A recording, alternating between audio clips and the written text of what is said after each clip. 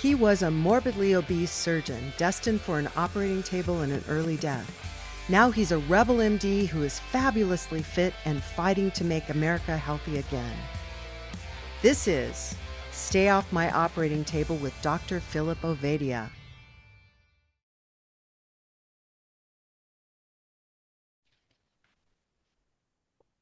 Hey folks, we're glad you're here. This is the Stay Off My Operating Table with Dr. Philip Ovadia.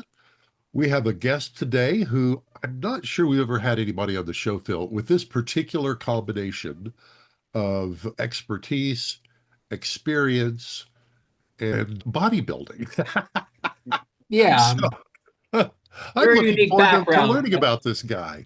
Makes me a Uh, little odd, but it's okay. I take it as a compliment.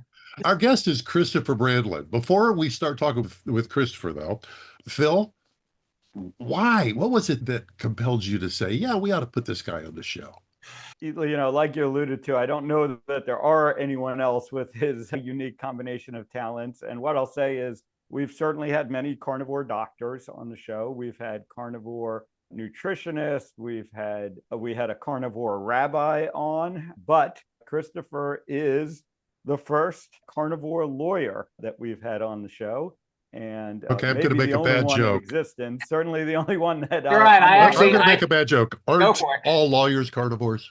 Okay, We do. We're sharks. We eat everybody. No, I hate Yeah. my own profession for numerous reasons. I have a lot of family who are attorneys and judges, and they hate the fact that I say most attorneys are going to burn in hell. I'm just trying to get myself less time in purgatory. That's why I'm coming back to the. Exactly. Real excited. I connected with Christopher recently, and we're going to talk about he's looking well beyond carnivore lawyer into carnivore politician. Some breaking news is he's now a doctor carnivore lawyer that we'll talk about as well. But before we get too far into it, let me give Christopher a chance to kind of introduce himself to our audience, give a little bit of his background, and then we can jump into all of the amazing stuff that he's been up to. Sure. So I speak semi-fast. So I'll try to slow it down if possible. It's only to shorten probably about 15 to 20 years and maybe about less than 10 minutes. So anyways, before I became an attorney, I got licensed in 2011. I was a former fitness trainer and competitive athlete. I actually went into all natural bodybuilding during law school. So college, I was a fitness trainer and I was a former wrestler. Everybody has a kind of usually a sports background. I was a wrestler in high school. But when I got into college, I stayed with health and fitness. I became a fitness trainer, but I was also a fraternity president, party my ASS off. But I, got my act cleared up, but I got into law school. And when I got into law school, I went from, a party alcoholic Van Wilder to someone not drinking for 2 to 3 years straight. And I got connected with a registered dietitian that focused on ketogenic diets. And it really inspired me because during college, I wasn't a really fat guy, but I was a bulky power lifter. I was 195 pounds. I'm only 5'9". I'm not the biggest guy. I'm just kind of a stocky Italian kid. But anyways, when I spoke with him, he's like, you got the frame to do it. We can get you into all natural bodies. Because I told him, I was like, I've never taken steroids, but I never want to take steroids because a lot of the girls I dated, they dated former bodybuilders and they told me they couldn't get it up. So I was like, I never want that to happen to me. Anyways, when I met with him, he put me on carb cycling. That got me really intrigued with this ketogenic diet. So you'd go ketogenic for 3 days and do a carb like refeed every third day. And I did it really intensely. I measured all my own food and I basically doubled up the amount of training. And I went from 195 pounds to 155 to 160 pounds at very low. I think my lowest was like 4.2% body fat when they measured me. And I did that for about 1.5 to 2 years during law school because I didn't want to have any distractions. I even broke up with a couple of girlfriends because I didn't want to have any distractions. I just want to focus on school and training. I'm like, I'm going to do nothing, but I'm going to train my personal clients. I'm going to train myself in the early mornings at 4 a.m. every morning. And then I'm going to go to law school in the afternoons and evenings. And that's what I did. So I did that, and my last contest was Mr. Los Angeles Natural in 2010. I got published in Muscle and Fitness magazine, but I was like, I got it ready for the bar exam. So I took the bar exam, passed it, and then in 2011 I became an attorney, and I was practicing for the first 5 to 6 years. Even though I did have some different kind of events, started introducing a little more alcohol. Let's just say I'm not sure if it was stress or something else provoked it. I started getting really sick. And I was like, I never went to a doctor because I didn't feel well. I was kind of embarrassed. I kind of spoke with some family members. You know what? I'm just waking up with joint pain and I'm just brain fog, and it's like head to toe the autoimmune issue, right? The whole autoimmune umbrella, we call it. And a lot of it was just gut discomfort. It wasn't gut pain. It was gut discomfort. The typical bloating, SIBO, small intestinal bacterial overgrowth. And this was actually after I became a dietetic technician, which is similar to a registered dietitian. So I just continued my aspiration in health after I passed the bar. So I was like, look at none of the crap I learned from my dietetics products is really working, because they need to flip the food pyramid upside down. But I was like, I'm having problems. So I went to a doctor. I'm like, I'm usually coming to a doctor for broken bones and stitches because I do a lot of stunts and I'm an adrenaline junkie. And I was like, yeah, I'm having some really gut discomfort, but it's not just my gut. It's like my joints, my muscles. I can't really wake up and work out in the morning. What's going on with me? I was like, I just turned 30. This is kind of rare. I was 30, 31. He's like, all right, we'll fix your gut issues. And it was actually in Los Angeles County.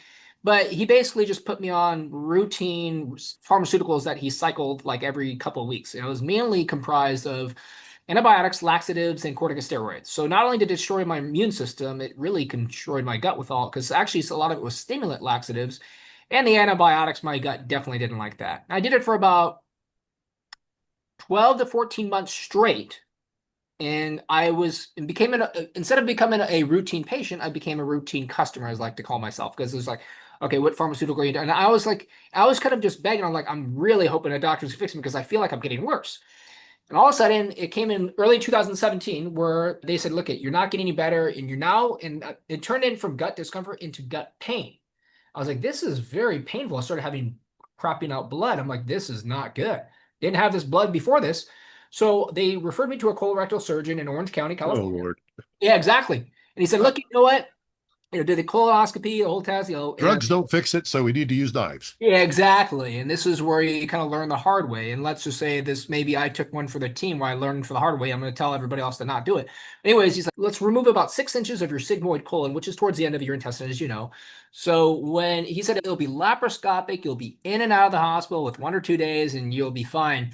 And let's just say it went completely wrong immediately right when the surgery was getting conducted, because I'm not sure if they did not give me enough anesthesia. I woke up prematurely during the surgery while sewing up my intestines. Woke up in extreme pain, and I was screaming. A very large hospital, UCI in Orange County, California. I was screaming, and just to put me to sleep, I think they gave me a combination of tramadol and morphine, and just to put me, and I was just sedated. And then I was just so drugged up. I couldn't move, and I just felt I felt like I was roofied in the hospital 24/7 for 1 or 2 days.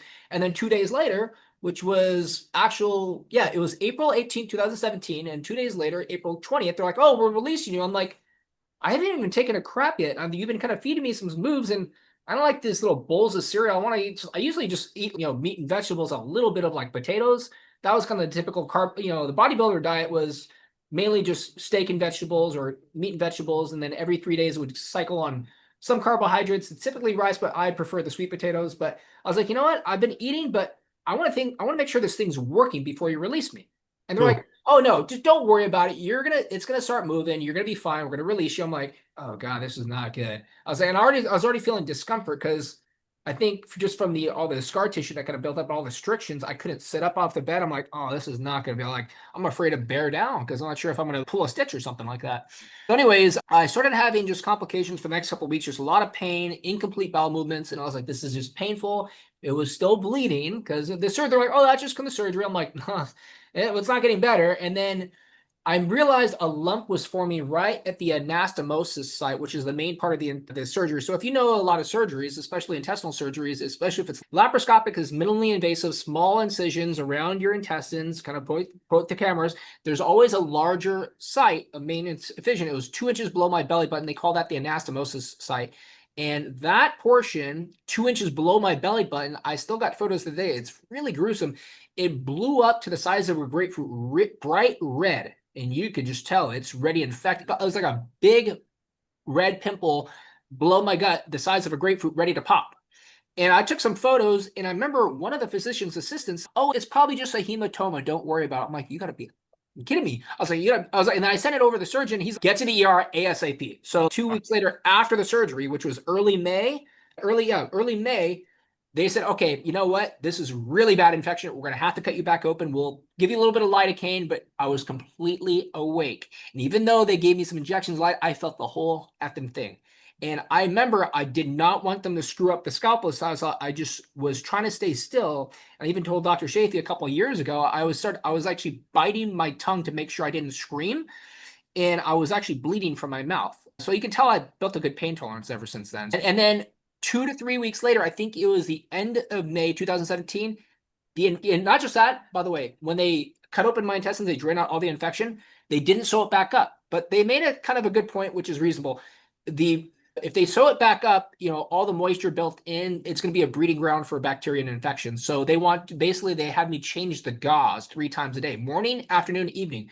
A big hole. I kind of made a sarcastic comment to another doctor, I think it was Dr. Berry or something, or Dr. Baker, that it almost looked like a vagina 2 inches below my belly button. It was just like a line with an opening, and I had to change the gauze in and out. I was like, this is horrible. I was just waiting for it to seal up. It was not sealing up.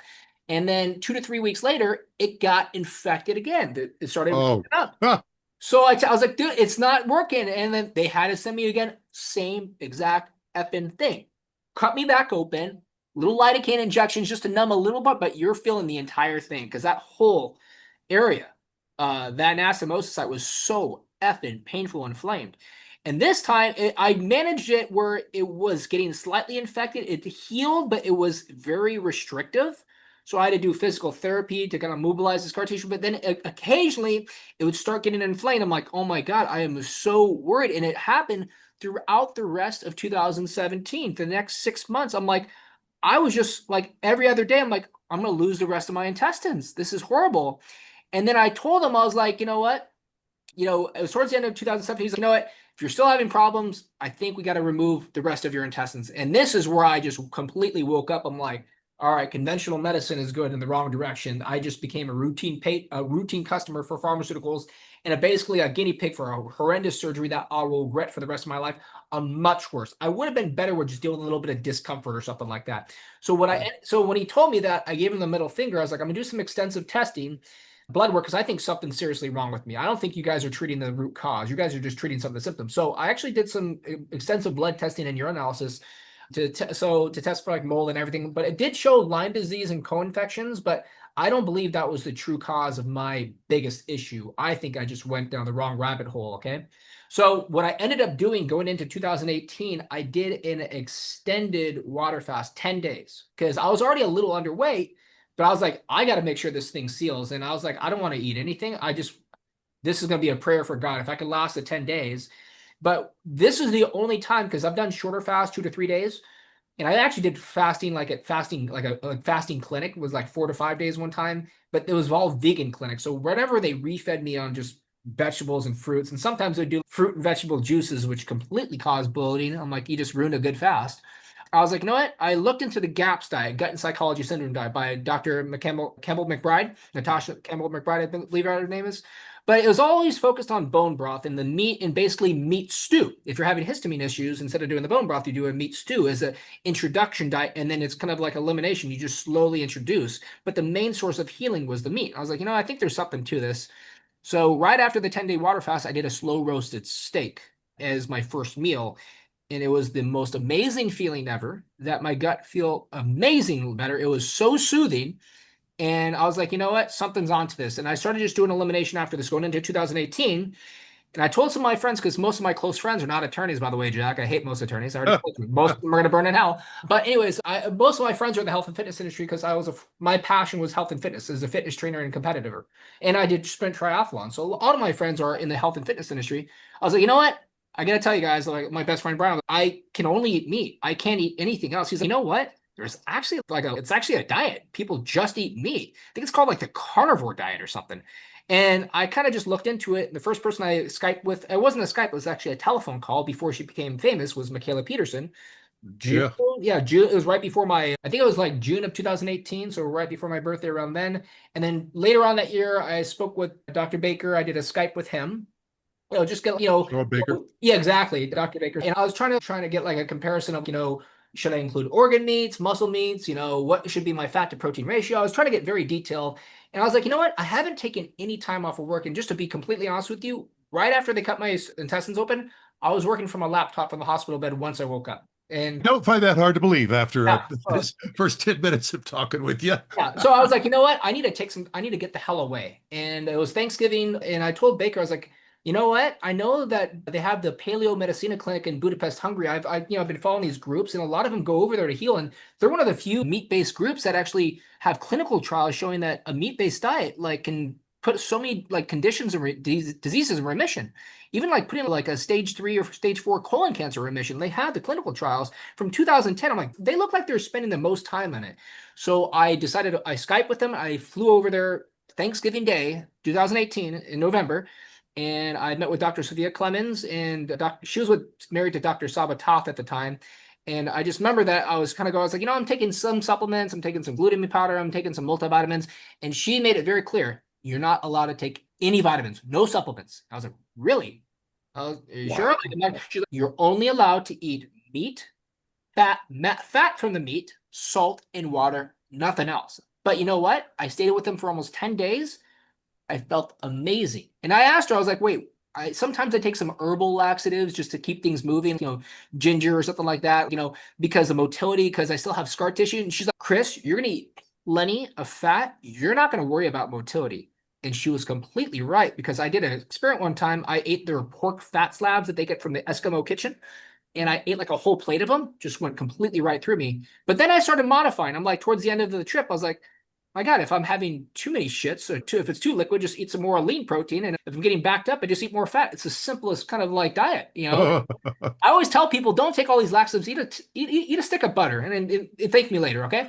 But anyways, when I came back to the United States, I was so impressed because I never got the one-on-one treatment with Dr. Sophia Clemens, and that's why I do consider her my hero still to this day, and I still speak with her. I try to visit her during my campaign.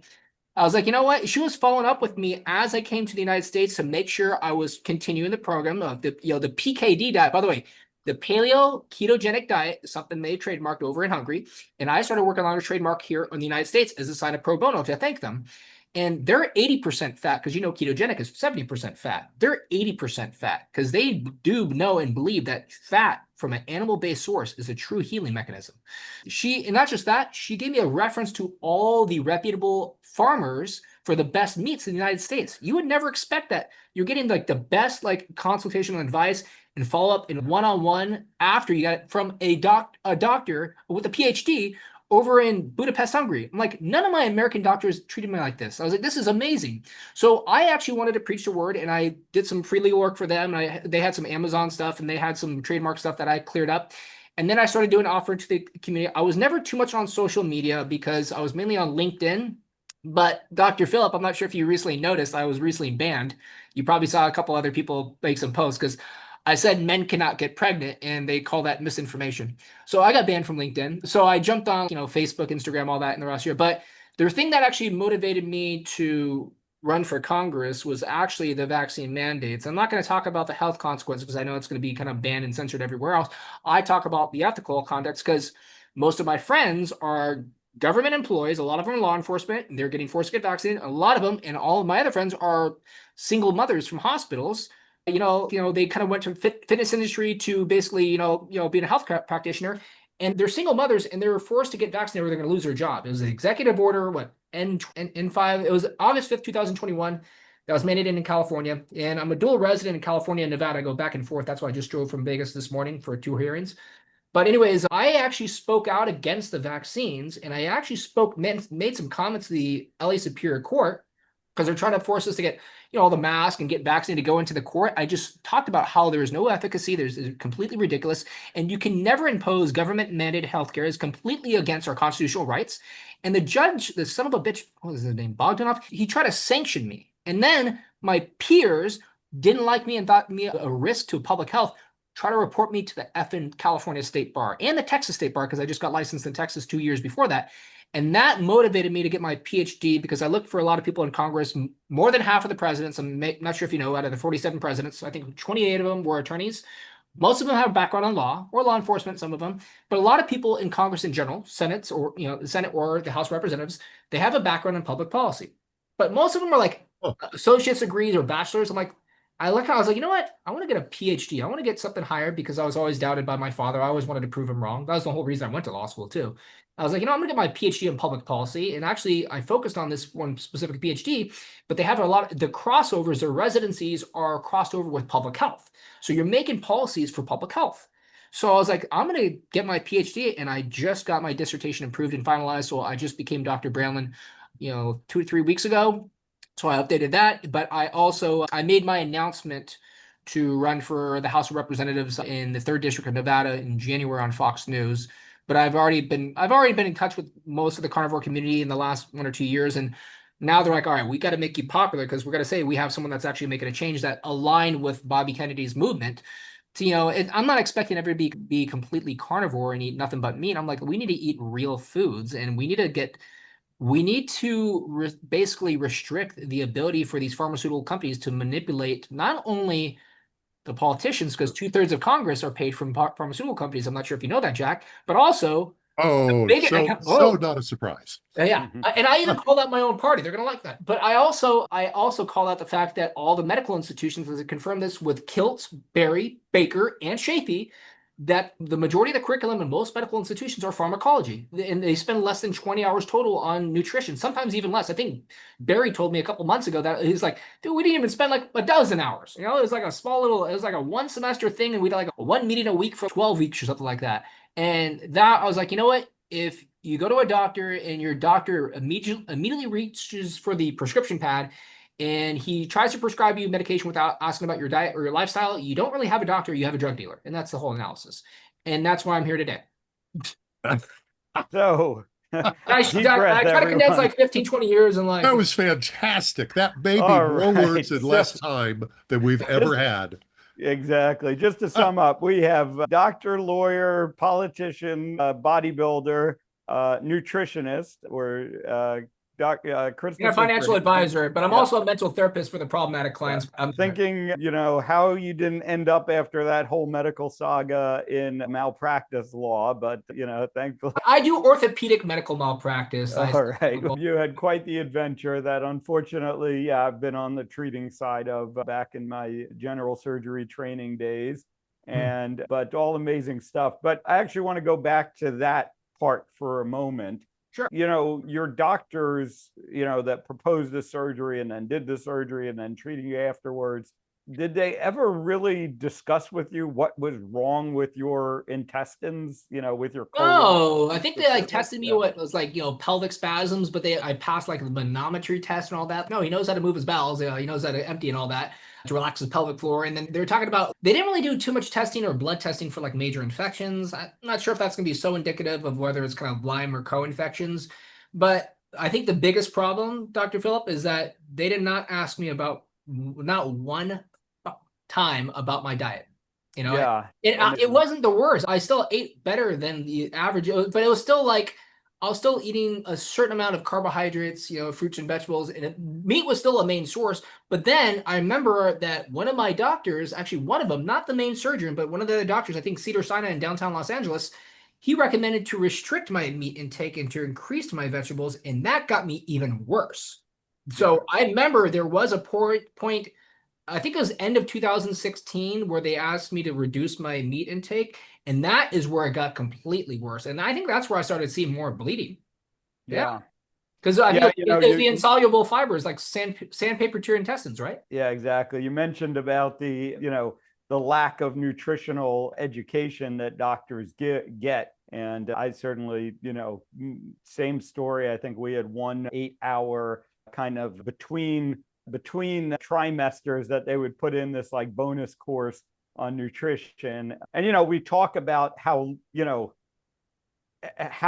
sort of shocking it is that doctors don't ask patients what they eat.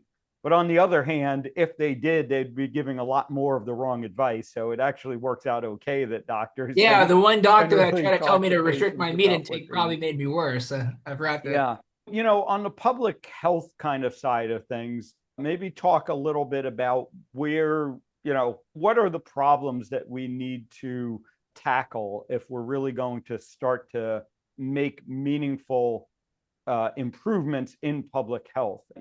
Public health is one of these interesting fields that you look at it and say, okay, we have all these experts. And for those of you that are listening, I put that in quotation marks. But we have all these experts around public health, and we've had all of these public health initiatives that consistently seem to make things worse. I always point out to people, we declared war on heart disease, I believe it was 1947. We declared war on cancer, 1971 or 72. I think it was President Nixon that did that. And all of these things have gotten worse. The harder that public health experts work on a problem, the worse it seems to get. So I'd love to hear I think they are all influenced too, and that is going to be the biggest focus right now. And this is where I had some people say you should not bash people from your own political party, because I'm obviously a Republican, as you probably haven't figured that out, especially with my offensive political humor. But also, I realize that even though the majority of the Democratic politicians are receiving the most money from pharmaceutical companies, there is still a good portion. And actually, if you go for the House of Representatives, the number one person in the 2023 to 2024 cycle who received the most money from pharmaceutical companies is actually a Republican out of Kentucky. I actually did I'll send you the reel after that, but I'm like, because it's a public record, but people didn't realize. They're like, oh, it's just. I was like, no, it's not just the Democrats. I'm like, this is where, and this is why I do believe that health is a very major and important bipartisan topic that's going to require both parties to come together, collaborate, and make the best reach a best kind of compromise for the public health. And remember, you shouldn't be benefiting yourself. You shouldn't be benefiting whoever's paying you in the back pocket. You have taken an oath to be a public servant to the country, and the carnivore diet and the carnivore community save my life, and that's where I owe it to the health community, and that's why I still kind of praise Dr. Sophia Clemens to this day. And that's where you already know my complete bias in pharmaceuticals with my personal experience. Imagine if your own family, I don't have a wife and I don't have any kids that I know about, but let's just I think I did some family law just really discouraged me from ever getting married. Let's just say that. I just saw especially if you're in a community property state, it's really risk to get married. But let's just say that my family, my enemy, because I look at father and all of his brothers are attorneys and judges, and I have 60 because my father is. Let's just say that he's an Irish Catholic and he's German as well, and then I'm mostly Italian. But a lot of them, they actually kind of shunned me when I said I didn't trust the conventional medicine. I didn't trust the surgery. I got worse from the pharmaceuticals. They didn't trust me. And when I spoke out against the vaccine and when I refused to get vaccinated, my family, I love them to this day. I really hope they find Jesus. They banned me from 2 consecutive holiday dinners and they had a vaccinated only Thanksgiving and a vaccinated only Christmas in 2021. So put yourself in my shoes. How the hell do you think that would make you feel? I still love them. They're blood. I mean, they're family by blood, not by choice. But my real family that's kind of healing me is the carnivore community. This is why I feel like I owe something back to the community. And I already told you, Jack, I think most attorneys are going to burn in hell. I represent some people I am definitely not proud of in the past. I need to spend less time in purgatory. This is why I want to make a change for the public health. But the biggest part, going back to your original question, is we have to restrict how all these politicians are receiving it. I think it was Rand Paul and a few others. They actually proposed an act. We need more people to speak out. We want to restrict pharmaceutical companies from donating or forming these PACs, these political action committees, to make major donations to all these politicians because it influences your policies. And this is why I worked my ass off and get my MBA and I did my investments for the past 5 to 7 years in different states. I want to make sure I don't have to suck up to any kind of corrupt politician or suck up to any big corporation, because once they give you a larger check, they will say, hey, remember I helped you out? I need a little favor. And that favor they're going to ask is going to be something that's going to be turning into making a policy or making a recommendation at a congressional hearing. And so what you're going to do is, instead of serving the American public, you're actually going to be serving them, and they're going to be the only ones benefiting. And maybe your back pocket if you're collecting that. This is something I really speak out against too. I really want to restrict the ability. Some have already mentioned, but people need to push more on it. I think Bobby Kennedy is doing some major ABCs. He's doing some of the basics, restricting advertisements on pharmaceutical companies. We should elaborate a little bit more on that. I don't think they should be able to advertise at all, to be honest with you. Yeah. And he's also talking about mandating nutrition for doctors. But the biggest problem is the biggest donors for these medical institutions are the pharmaceutical companies. And I'd also like to reserve a lot of our tax dollars. Instead of paying, $50 million of condoms go over to Gaza, we already looked at the DOGE fine, right? If there's tax dollars that could be used to benefit the public, I think we need more clinical studies on ketogenic diets, metabolic health without any pharmaceuticals. And we can prove it because there's already 1,000, if not 1,000,000 testimonials. Because right now, it's a monopoly with the clinical trials, because who's funding the clinical trials? The pharmaceutical companies. And they're not going to be showing all these adverse effects of the pharmaceuticals.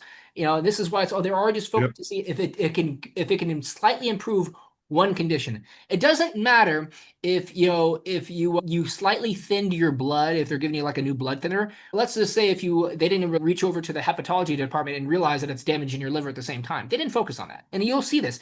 And Dr. Berry made a really good statement on our podcast. He's like, I think most people that are funding and writing, and these authors, researchers that are writing these studies, a lot of people don't realize that the conflict of interest statement is at the very end of the study. No one really reaches it. They just read the study and they don't read it until the end.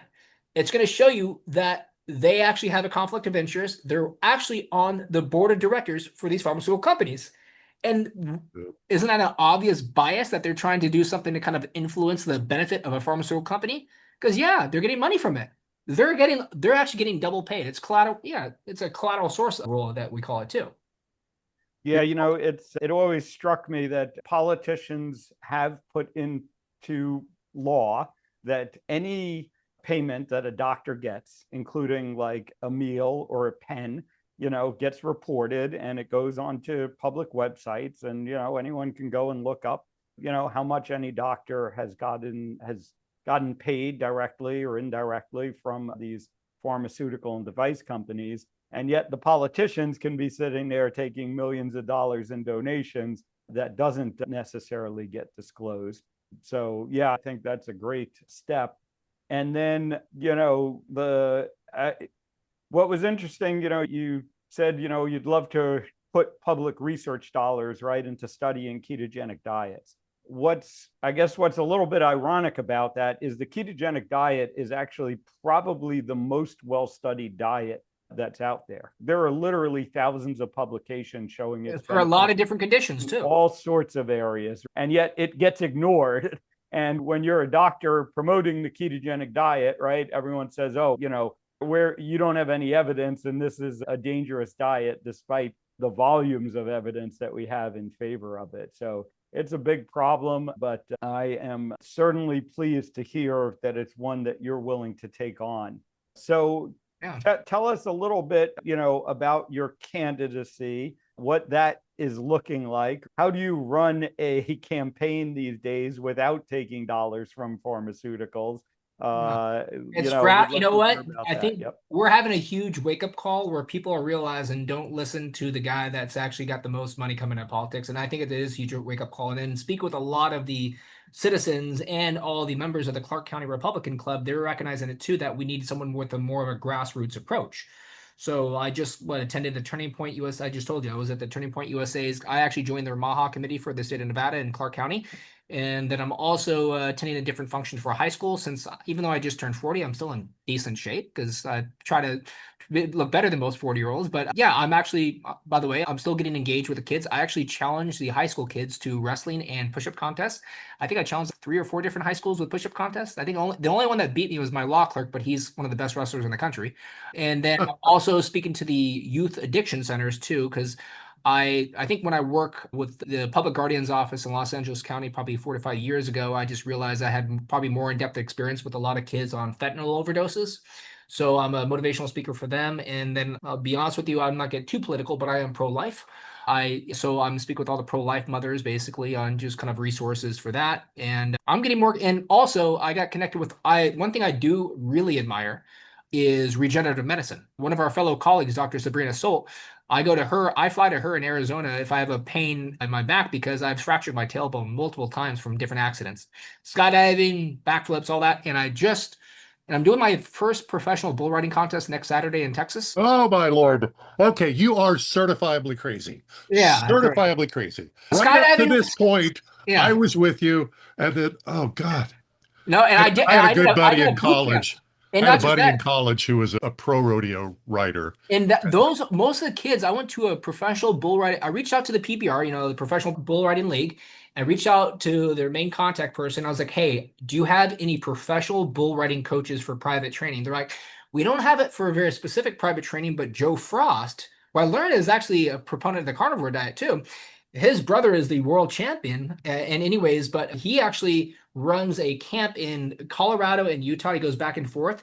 So for Labor Day weekend, while all my colleagues were partying and drinking for Labor Day weekend on the August 29th, 30th, and 31st, and they had the Monday the day off, I actually went to I thought it was a bull riding training camp, but it was actually a bull riding boot camp, 12 hours per day, Friday, Saturday, Sunday. Oh wait, 10 hours on Sunday. We did 8 a.m. to 8 p.m. Friday and Saturday, but it was a boot camp where they want to make sure that you are very agile. You can sprint from a bull. So you're wearing full cowboy boots. I never even worn cowboy boots, by the way, and full jeans. And I'm doing sprints in the bullpen in mud. And because it was raining on Friday in Utah, and you're just doing push-ups and you're doing army crawls and you're basically doing a couple hundred, if not a couple thousand burpees for that weekend. I did that with all the high school and college athletes because most of the bull riding, as you probably know, are the younger crowd, Jack. It's usually, they have high school, and from the Midwest, it's really popular. They have high school and college bull riding athletes. So I was the only one over the age of 24, and I just turned 40, but I still kept up with them. The sprints, I got to work on the running, but I did better with them in push-ups, but maybe just because I'm better at the upper body. But yeah, I did get a couple injuries. I did do a backflip off of one of the bulls, and I remember I actually re-injured my tailbone. I went to a local doc actually in Orange County, California, to get some stem cells 2 weeks ago because I just couldn't sit down for the drives, and it's all right. You know what? Let me ask you a question, Chris. 40 years old, you're working on riding bulls. How do you think the quality of your diet has affected your ability to recover from, I mean, there may be a more brutal sport, but I don't know what it is. Minimize inflammation can definitely kind of enhance the recovery. And also one thing I do every week, which a lot of athletes and people that are serious medical condition do, is I do medical grade hyperbaric oxygen therapy, at least 2.0 atmospheric units to create angiogenesis so I can regenerate faster. Interesting. I actually go to Desert Moon Wellness in Las Vegas, and that's actually where all the UFC fighters go. I actually ran into a couple of them, but they're also open on Saturdays, so it's kind of perfect. Even if I have a couple court hearings in LA, because I'm still doing some work in LA and I go back and forth, but I do that at least once or twice a week. And then I like peptide therapy. I'll be honest, I take peptides. I don't take any growth hormone, all that other crap. I know a lot of people are in testosterone replacement therapy, TRT. I actually just I kind of rotate off between BPC 157, thymosin beta, and what else? Thymosin alpha for the immune system, thymosin alpha 1, and I also do KPV because I actually represent some of the functional doctors. I work with actually Dr. Holtorf because I do Dr. Philip, that I got a lot more extensive and knowledgeable about mold litigation. So I'm actually one of the few attorneys that actually sends a client for a habitability case for mold litigation against a large or smaller landlord. I'm like, hey, you need to get a letter from a mold literate doctor. There's not many because the average conventional doctor does not know SHIT about mold. So I send them over there, and Dr. Holtorf's group, they actually send very detailed letters, and they'll prescribe a treatment and write the estimated cost of treatment, and that is your demand package to the homeowner's insurance company. So I've gotten probably 30 different settlements for people in LA and Orange County for mold. And but I'm probably have a better head on my shoulders than the average attorney when it comes to health. That's where I can kind of really deal with it. And not just that, when I cite my demand packages and my litigation or a mediation brief, I'll actually cite this references in APA 7 format on which clinical trials prove that exposure to damp buildings actually can lead to different conditions beyond just respiratory problems. There's research. There's all the trials out there. They just try to hide it. You just got to expose it. And I want to follow up on Phil's question earlier about what you would do, what you could do as a member of Congress. We are recording this particular episode on September 18th. Okay. 8 days ago, the United States of America changed. It became an entirely different country. Yes. One of the most extraordinary voices of this generation was assassinated, and a lot of people woke up and realized it's not the world we thought it was. The values are in the wrong place, and they need to turn to the right place. And that's what I'm at the top of that list. Yeah. I'm not blaming anybody. Yeah. But given the fact that an extraordinary number of people are recognizing we have believed things that are not true, that are demonstrably not true about lots of things. Oh, yeah. What can a lawmaker and a physician do now to make these kinds of changes in public policy as it relates to health that they couldn't do 9 days ago? I realize that's a loaded Well, a question. lawmaker, there's one opportunity that can get your voice heard at higher levels, and that's at a congressional hearing. Okay, you need to make some proposed changes. And this is where I think the keto and the carnivore community are kind of missing that aspect, because we have so many testimonials and the network just keeps growing. I just did a podcast for a couple hours with people from the UK and Australia yesterday. So it's spreading around the world, and all of them share the similar values. But when it's coming, the problem is it's very easy to manipulate people, especially when it comes to the American public. And the reason is because they're going to be following what is going on with the administration, or what's going to be executive orders that are going to be passed down. You need to have a bigger voice to get the attention from your peers at a congressional hearing. That's what we're missing, and that's where I'm going to be focusing on too. And as Dr. Berry made even a really better statement, he's like, you know what? Even if you get in, Chris, even if you get in, you win the election, and I'm in a very competitive district, I'm not going to be discouraged. I love a challenge. You're going to be a freshman congressman. Even if you get in, they're going to treat you like shit. You're not going to get a chance. You're going to get the shortest time to speak, propose anything. But what you do is you run your effing mouth. And when you get outside the congressional, You think you could do that, Chris? I do have some. Do you think I'll you try could to do balance that? my language. Yeah, of course. I'll try to just balance the derogatory language, because I am Italian attorney, so that's the one thing I got to balance. But anyways, he's like, even when you get out of even when you got on the Capitol building, you're gonna be running your mouth, and you're gonna tell people what needs to be done, and the court reporters are gonna be listening to you. Okay, you need to get their attention, and look at. Even if a couple million people are listening, and you get the attention of one people to get her attention, that type 2 diabetes can be reversed naturally without any pharmaceuticals, and she follows she researches and follows a carnivore diet, and maybe Skypes with one of these many carnivore doctors or health coaches, and she starts just changing her diet. She gets off harmful medications, and she completely reverses her type 2 diabetes. She's going to tell other people, and this is how you're going to spread the word. You can make a change in one person's life, that's going to be the most important, but you got to basically show people and let them know, because right now a lot of the information is censored and hidden, as you may know. Just like I try to say there's only, men can't get pregnant, there's only 2 genders, and I got banned from LinkedIn. When men cannot get pregnant, it becomes misinformation. That's why I say 9 days ago, there was a different environment in this country. Yeah. But there is zero doubt now that you can say things like this and not create the firestorm. Yeah. And you're going to have. It wasn't 9 days ago. And you're seeing that there is some very mentally, not like crazy adrenaline like me. I'm talking about sinister, like wanting to kill people for speaking out for reasonable beliefs. And this is why I so admired Charlie Kirk all this time. And my law clerk was his biggest fan. He actually watched him at Cal State Long Beach like 2 or 3 months ago. And he told me, and he filmed it. And I was like, you know what? He always said, make a statement. When words stop, that's when violence begins. So Exactly. he always encouraged a reasonable, nonviolent, productive debate, information. He said, hey, if you think I'm picking on you kids, guess what? Get your college professors, tell them I'll speak with them. I'll be here all day. And very few of the professors actually came down, even though they're the ones kind of indoctrinating the kids half the time. But the few that actually did, they got completely scorched by someone with no bachelor's degree, someone that basically just studied the books, studied the Constitution, studied the Bible, and knows true American traditional values. Yep. Yeah. Yeah, and I think ultimately, all of the sort of, successful revolutions that we've had, in this country, right? And going back to our founding, they all started as grassroots movements, right? Against institutions, right? The institutions were broken, and, the grassroots movements, became the groundswells that turned into the revolutions that, made the big changes that were needed. And I think we're at a point now from our health that it's the same thing that's going to need to happen.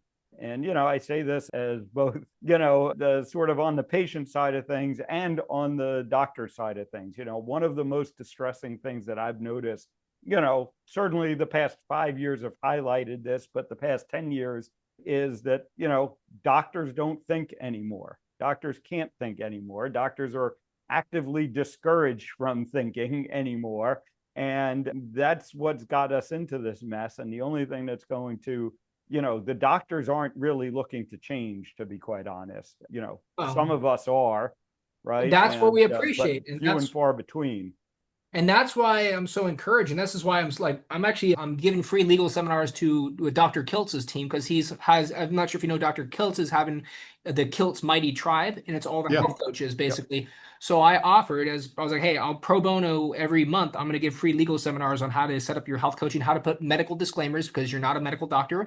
You have to put the disclaimers, you have to get the client consent forms, and you have to get the client services agreement. And you also need to know how to be properly insured, how to form your proper entity, LLC versus corporation, and how to apply for S corporation status to save yourself from paying double taxes. So I think the MBA gives me a little kind of advantage on that too. But this is where I do the fact that we have doctors like Dr. Philip right here, is that you're thinking outside the box. And this is where Dr. Shafee kind of told me a couple of years ago is, when you're just kind of taught exactly what you're taught in medical school and you don't do any further research, you don't do continuing research, or even try, if you have a patient and they're not getting any better and you don't look outside the box to try any kind of other resources and to try to get them better, then you're implicitly violating your Hippocratic oath.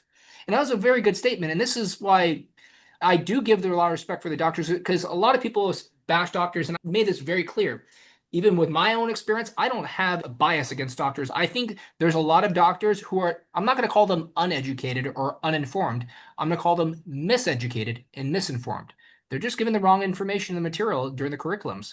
We can probably instruct them, but also we should require them to do some kind of further research to actually make sure that your clients get better. Look at some resources. You know what? If you see a couple million or a couple thousand, couple million testimonials of people getting better with an animal-based ketogenic diet, maybe you should look into that. Maybe, yeah. It's a metaphor, but yeah, exactly. But yeah, this is where a lot of people are like, oh, educated doesn't mean anything. That's probably, it was Elon Musk. I think it was 4 to 5 years ago. Remember, he did a tweet and it said, a bachelor's degree does not equal education.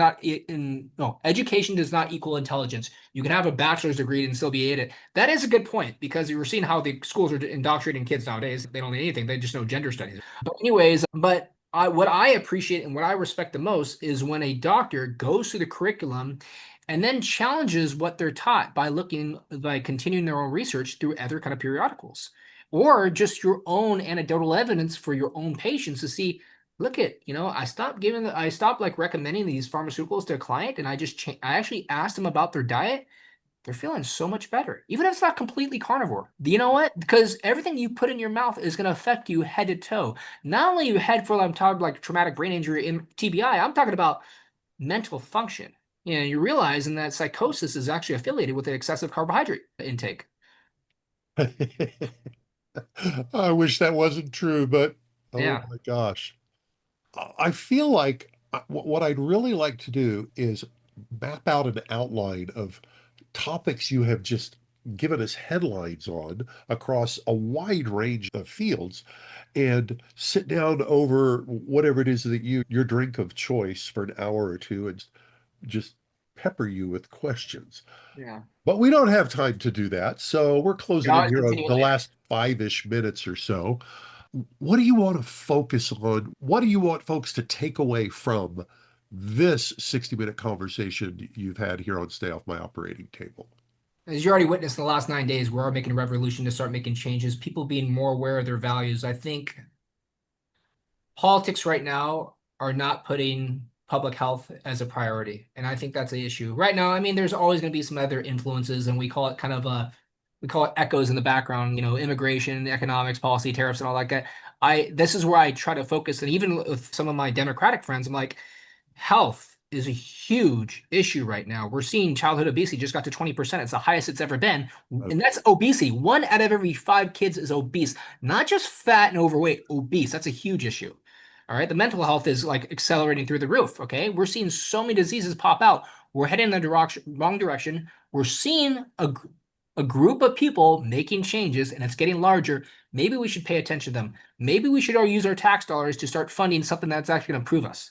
And let's restrict these pharmaceutical companies from having so much control, not only over Congress, but probably the most important thing is over Congress, because that's going to be the ones making the changes and people pushing vaccines, but also over our future doctors. Because I think one of the biggest concerns is not over our overall health as adults like you. My biggest concern is our future generations, the younger kids. They're our future leaders. We got to make sure they're going to be in better positions than us right now. Yeah, yeah. Very well said. We certainly look forward to following the campaign and the journey that you're on. Let people know where they can follow you and maybe if they want, contribute to the campaign and just keep up with all the amazing stuff that you're doing. Well, I appreciate it. And I actually I'm purposely haven't asked for a lot of big donations from even the wealthier individuals, because I'd rather just get connected with the community. And I would prefer, because they offered like, hey, we got some big companies that can give you big dollars. I'd rather get $5 to $10 from 50,000 people rather than getting a $50,000 check from a big company that's going to control my policies. Yeah. I'm a very religious person. I think karma is going to come back to me if I bring the wrong choice. I'd rather help out people. I'd rather have a good afterlife. So, last statement. I'll do a little pimping for you. Chris has got a website, brandlinlaw.com. That's B-R-A-N-D. That's a law firm website, so it's all right. B-R-A-N-D-L-I-N, law, brandlinlaw.com. And it's a kick. It's probably, I bet it's the only law site on the entire interwebs that also has dietary advice on it. Yeah, and I was permitted by the U.S. I was permitted by the United States Trademark Office to put that on too, because that's part of my specimen to substantiate carnivore lawyer trademark. Main website to follow right now, though, I'm actually just building it on, is going to be chrisbrandlin.com, and that's going to be the campaign website too. All right. Awesome. Yeah. And Chris, I guess we really need to know this. When is whatever election that you are going to be? 2 stages. I got to win the Republican primary, which is June of next year. I think it's June 9th of 2026. I will be at Meatstock, so I'll probably see Dr. Phillip over there too. So Everson's going to allow me to speak to the crowd. And for the first part, I'm not a speaker, I'm just a sponsor. So I sponsored them for the last couple of years. And then, but then I don't want to say if, I should say when. If I win the Republican primary, if I actually reach the hearts of the American people and they get their heads out of their asses, then we're going to go to the main battle. Is going to be the main midterm election. That's going to be November 3rd, 2026. And that's going to, if I beat them, I'm going to be facing off the current Congressperson Susie Lee, who barely won the last election to keep her spot. So I have a very congested district because a lot of people want to take her out, but I want to take her out the right way. I want to basically be a better servant to the American people. Okay. The good news is that means that this podcast will be published prior to the Republican primary. That was the thing I was concerned about. If we can help, we'd love to. We're starting early. We're still 2025. It's all right. All right. All right. Very good. Phil, I say this a lot, but I mean it, but I double, kind of triple mean it. I would love to have this guy on and focus on one issue at a time. Now, it may be impossible to do that with Chris, but no, I know. If I go on tangents, it's all right. You know what? I actually have a protocol, and I actually discuss it with a lot of farmers because I actually support hardworking American farmers. I did that ever since 2018 when Dr. Sophia Clemens asked me to reach, farm the tables. I actually have a good protocol that I converse with as farmers. I'd like to make meat more affordable again. We had the highest surge during the Biden era. It was the highest surge in history of meat, poultry, fish, and eggs from 2021 to 2024. I have a protocol. I'd like to make meat more affordable again. Now, I trust you're in contact with Texas Slim. I had the Texas Boys at a podcast, but I'm not sure if I know the Texas. Okay, we'll get you hooked up with Texas Slim because he's the guy who's doing God's work on that particular front. Yeah, definitely get connected. Awesome. All right. Our guest has been lawyer, wrestler, and general Italian mouth, Chris Brandlin, who's running for U.S. Senate, U.S. Congress this is in the third district of Nevada. So Nevada. And I got to tell you, I've had a ball. This has been a lot of fun. The manager there behind me approves as well. And Chris, I really do hope we get to have you back on. I've been entertained as I'll get out, but I also really like your perspective on a lot of things. Thanks for being here. Appreciate it, guys. It's been an honor. For Dr. Philip Ovania, this has been Stay Off My Operating Table. We'd love to see you next time. See ya. Chances are you wouldn't be listening to this podcast if you didn't need to change your life and get healthier. So take action right now. Book a call with Dr. Ovadia's team. One small step in the right direction is all it takes to get started. Contact us at ifixhearts.com/talk. That's ifixhearts.com/talk.